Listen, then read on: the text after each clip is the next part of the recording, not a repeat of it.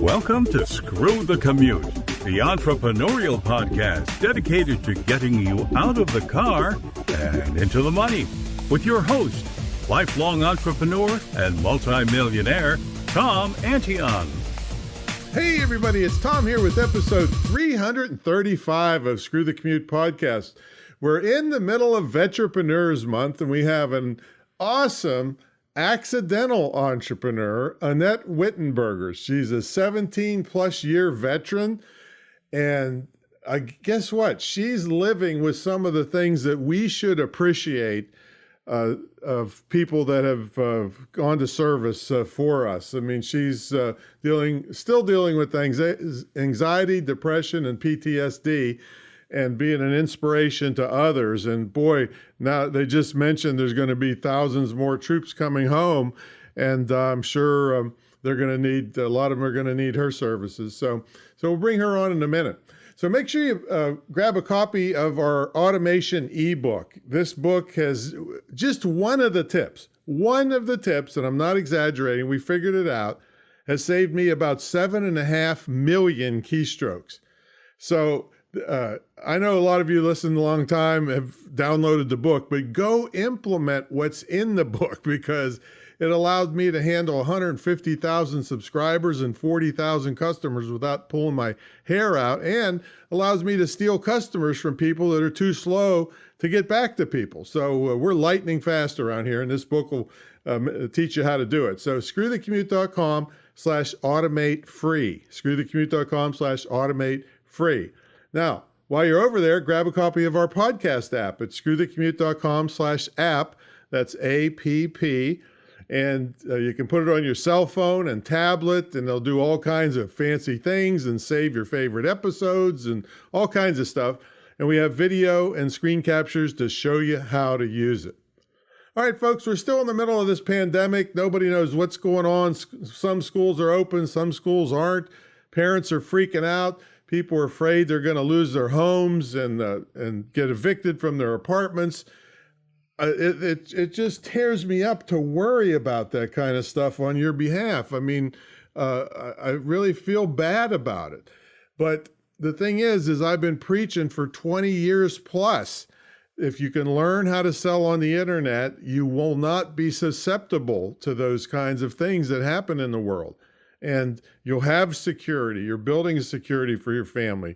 So it's a perfect also for your kids. They take to this stuff like ducks to water, the technology stuff, and they're on their cell phone all day. Why not have them making money from it? We have kids making $6,000 a month as a side hustle. So I formalized my training in the form of a school. It's imtcva.org. We're also covered by allowed by the Department of Defense to give out military scholarships, military spouse scholarships, and we're working in the future to be able to take the GI Bill, but right now we can take military spouse scholarships. And that's perfect because I'm right in the middle of Norfolk, Virginia, where all these military spouses have to take crappy jobs because everybody knows they're going to move, and then they have to go somewhere else and take a crappy job. Well, if they had these skills, they could keep clients and do business and never have to bat an eye when they move to a different location. So check it out at imtcva.org, and I'll tell you a little later how you can get a scholarship, another type of scholarship. All right, let's bring on the main event. Annette Whittenberger is a military spouse of 22 years, and she's also a veteran of 17 years. She's a mom to Haley, I think is the pronunciation. She's 20 years old and a college junior. And Blaze is 17-year-old's a high school senior at Robinson High School. She retired in November 2016, and she fell into becoming an accidental entrepreneur, to be able to make up for lost time with her children and use her voice to share her story about real life after the Army and living with mental illness. Annette, are you ready to screw the commute? I had to throw the commute in. So, it's really a pleasure and a privilege to have on someone like you that served their country for most of their adult life, and done the things that help make us safe so that we can do our things over here. So regardless of any idiots out there that are anti-USA, the people who listen to this show aren't, and we thank you from the bottom of our hearts. So thanks a lot, and really appreciate it. So tell us what you're doing now. An accidental entrepreneur, what is that? Yeah, so when I retired, I had a plan because I retired a lot earlier than I had anticipated, and the reason was I didn't get selected for promotion. So I was really devastated, and I fell into this really dark depression that just uh, it was composed of so many things that had happened in my life But that if but even that wasn't your fault that you weren't selected for.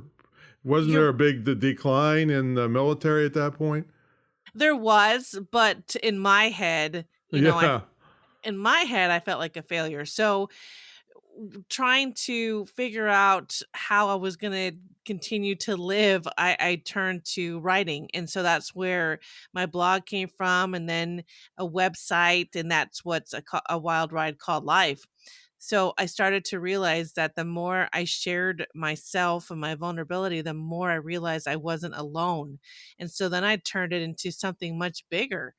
I opened it up to so many other people that were feeling the same. And we just don't know it because those invisible wounds are so hidden that no one sees past it. They only look at the outside and what's physically wrong with you, not what's internally. So I had to be that person that was like, no, no more. I wanted to end the stigma on mental health.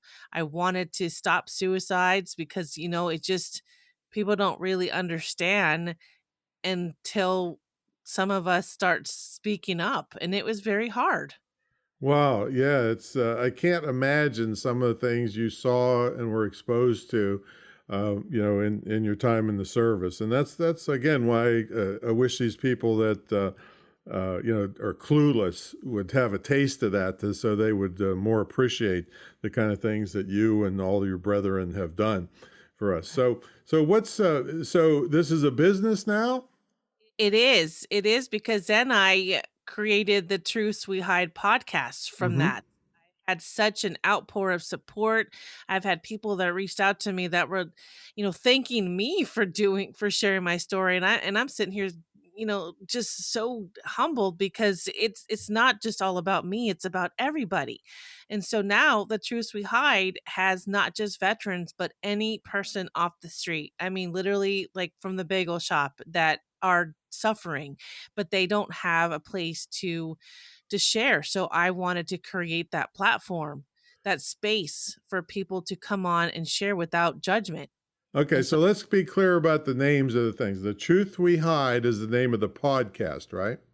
yes, And then A Wild Ride Called Life, is that correct? .com is the website? yes. It's A Wild Ride or just Wild Ride? No, a wild ride called life. A Wild Ride Called Life.com. We'll have all these in the show notes too, so people can just click on them. So what will they find if they're at the website?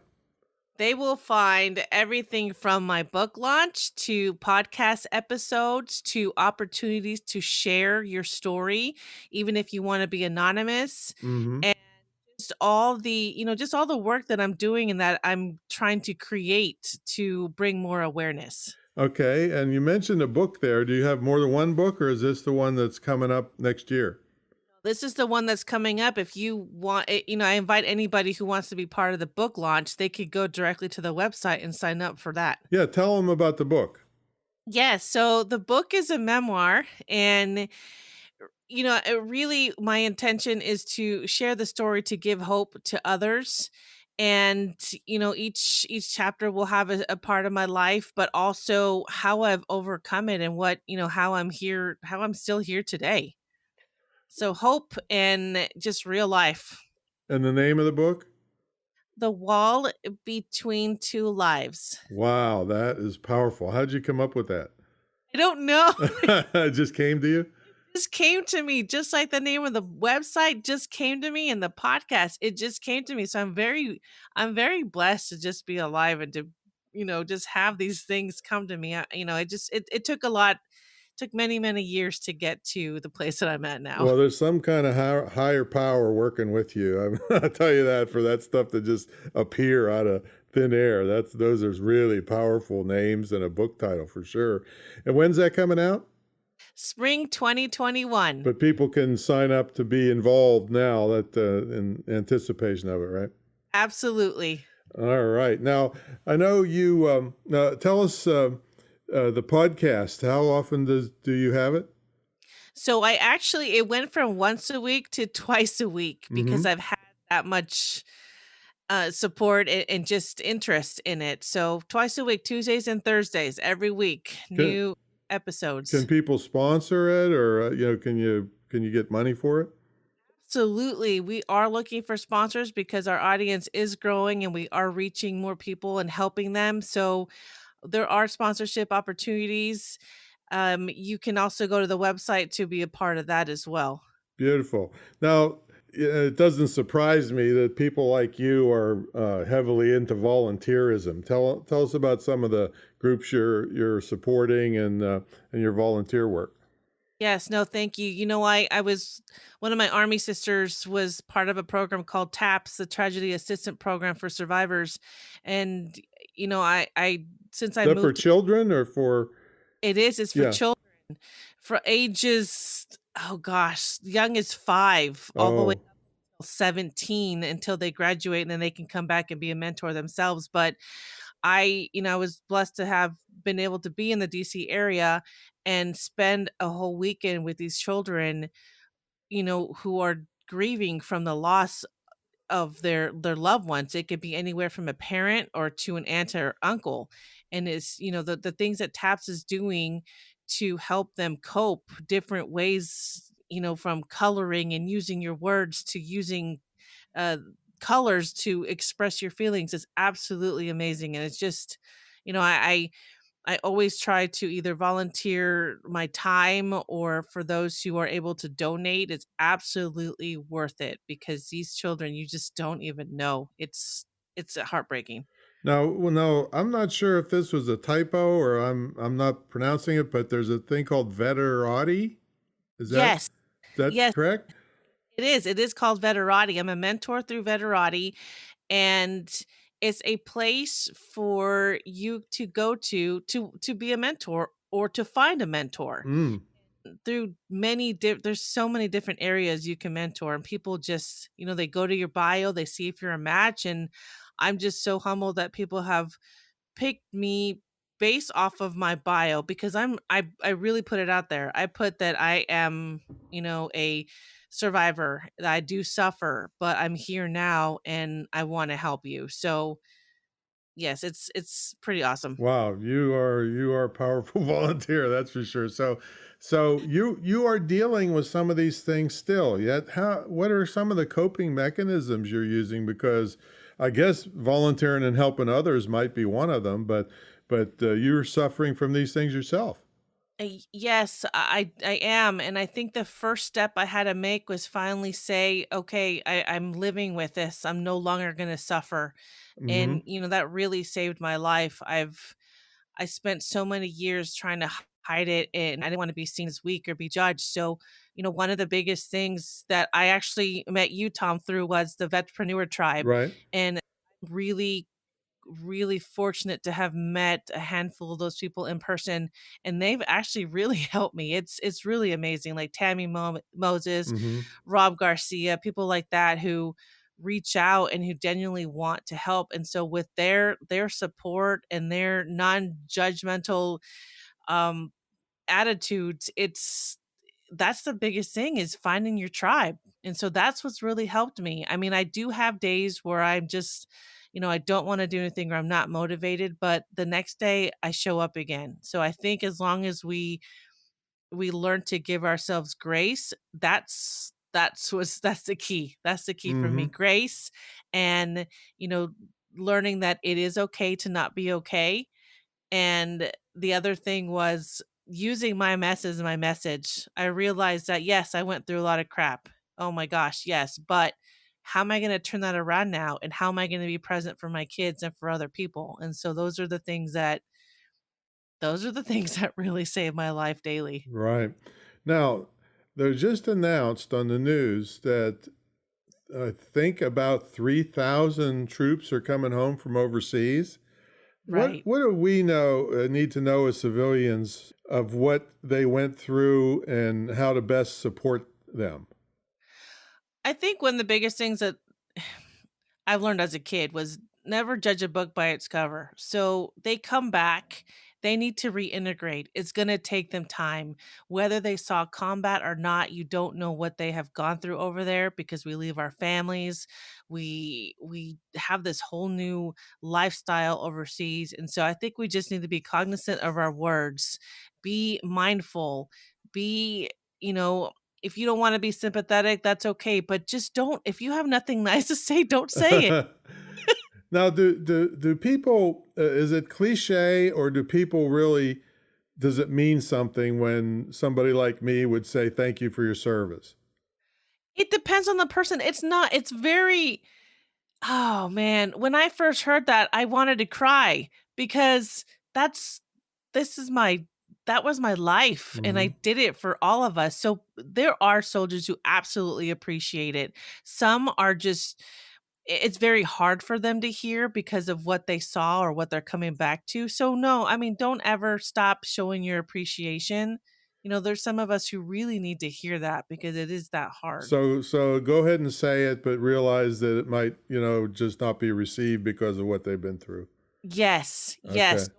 Don't be offended if we don't come back and hug you or say because it's just difficult to hear sometimes. Yeah. Yeah. Yeah. Now, tell us about these kids of yours. Oh goodness. Yes. So I have a 20-year-old girl uh who's attending college in Texas and I'm all the way here in Virginia. And for those of you who know me, she's stubborn and hard-headed and she wants to prove her Is that pretty like her mom? Is that what you're saying or what? Or not? like her mom. What? Yes, she's just like Oh, me. okay. So she wants to be FBI and she's really going after it even though we were, kind of hesitant. She's like, "Nope, this is what I want to do." So I'm proud of her. She's on her own and all the way out there. And I have my son who's here and 17-year-old boy. I know you guys know how it is to be a 17-year-old boy, so it's difficult, but he has such a good heart. So I'm proud of both my kids, even though they're just like their parents. So it's it's one day at a time. Now, is he going to college?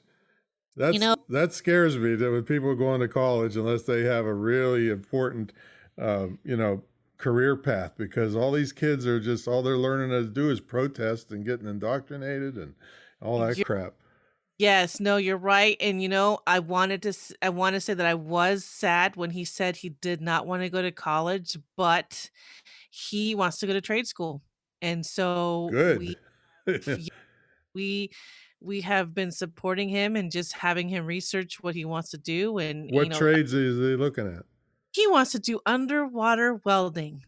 Well, there you go. I mean, you get a lot of money for that. I mean, that's any kind of welding is a good profession, really.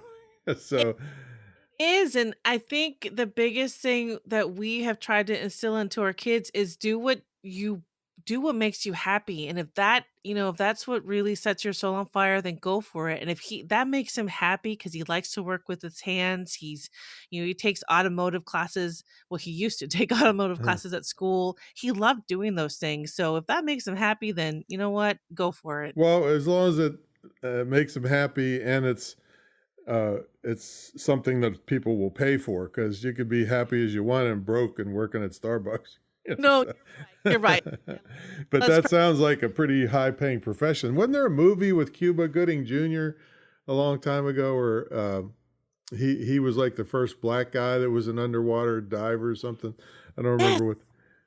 I forgot the name, but you are so right. There Yeah, was. yeah. So I think Robert De Niro was a real meanie sergeant or something. But no, I'm thrilled to death to hear that, because you're not going to learn how to protest underwater No, while you're welding.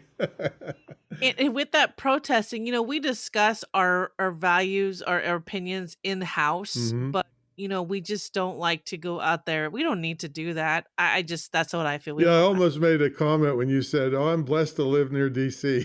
I'm thinking, really? Near DC and different for different reasons. Yeah. So, boy. So, well, I'm just thrilled to have you on. I'm thrilled that you're doing well. I don't want to say great because there's always something I'm sure you're going to be improving. But I also want to just totally highly thank you for what you're doing for the other people that need help and maybe don't know where to turn. So, thanks so Thank much for coming on, Annette. thank you so much for having me, Tom. Okay, so tell them your websites again, and we'll also put them in the show notes and the podcast and where they can listen to it and all that stuff. Absolutely. So you can find everything at awildridecalledlife.com. And if you want to, you can find the podcast on there, but if you want to go ahead and stream it from somewhere else, it's called the Truths We Hide podcast. Beautiful, beautiful. Well, thanks so much for being here on Veterans Month. We love our veterans here. And you know what, Annette? Thank you for your service. Thank you. All right, everybody. We'll catch you all in the next episode in Veterans Month.